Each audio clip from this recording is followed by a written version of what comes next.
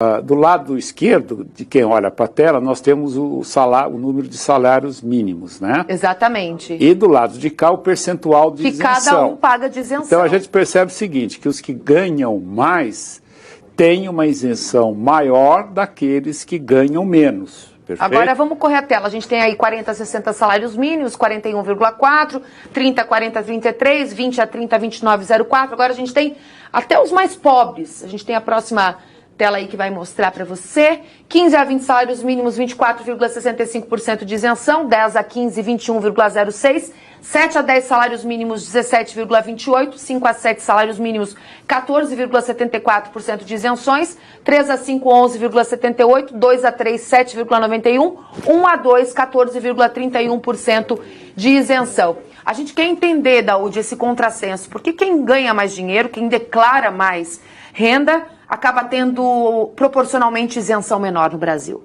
Bom, primeiro você tem mecanismos que possibilitam isso. Vamos imaginar o seguinte, um empresário, né? Ele tem uma renda muito alta, porque a sua renda ela está sendo tributada na sua empresa.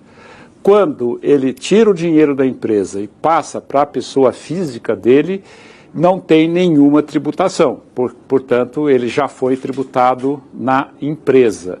Então, esse quadro, ele mostra uma injustiça muito grande, só que ele não aborda os mais pobres quando consomem um alimento, pagam alguma coisa que eles dependem, compram o pãozinho, compram o leite. Consumo e serviços, né? Consumo e serviços. Esses pagam mais porque nesses produtos que consomem até 70% dos seus salários é onde estão a maior incidência de impostos. Então isso é uma injustiça muito grande. Quando nós olhamos a pirâmide socioeconômica do Brasil, vocês imaginam o seguinte, uma pirâmide, né?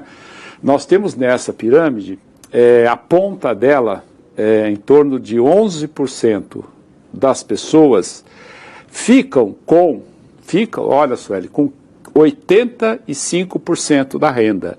Então, tudo que tem de renda no Brasil, 85% fica concentrado nesses 11%. Nesses 11%. Os outros 89% ficam com 15%. É a desigualdade que não muda, né, Exatamente. Daúde? Agora, eu queria que quando você olha até um média. salário mínimo, porque nem todos ganham um salário mínimo, né? Essas pessoas, então, são mais tributadas, são mais injustiçadas. Pois não, Sueli? Vamos lá. A gente percebe e observa que as faixas do meio, que seria a chamada classe média, acaba pagando mais impostos. A proposta da reforma contempla essa maioria dos brasileiros? Queria que você fosse bem sucinto, porque eu tenho uma outra pergunta bem importante. Não, a proposta da reforma não contempla nada. O que simplesmente está se discutindo é você fazer a junção de impostos. Não existem grupos prioritários? Não, você pega, por exemplo, os impostos federais, são 3 impostos, o PIS, o COFINS, né, e o IPI, um outro imposto IPI, e pega os impostos estaduais e municipais, que é o ISS e o ICMS. Você acaba com todos esses impostos e cria uma taxa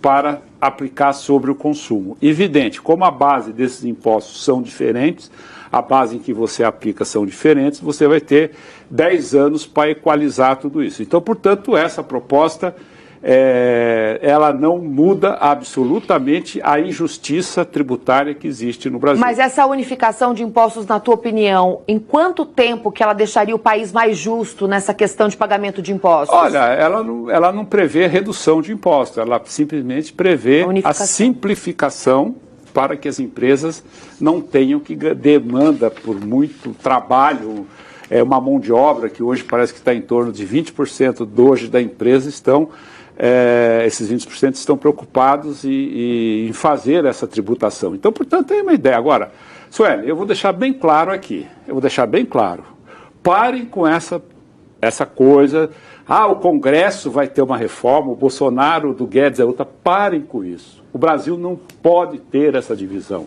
O Brasil precisa de investimento. E quando há discórdia entre os poderes, o investidor foge, porque nesse terreno não vai sair absolutamente nada.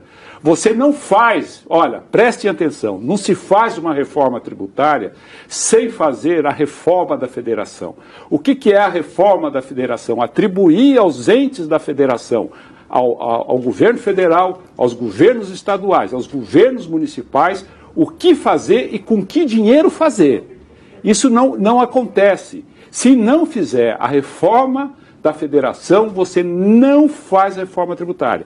A ideia é dizer o seguinte, olha, nós vamos acabar com o ICMS. Tá bom, acaba com o ICMS, e aí vai ficar o quê? Aí você acaba com a guerra entre os estados, que é muito saudável. Agora, você acha que os parlamentares vão votar uma reforma com esse espírito? Não vão votar. E aí, por trás dessa reforma, tem um risco muito grande para o produtor, que eu explico assim que eu tiver mais um tempinho.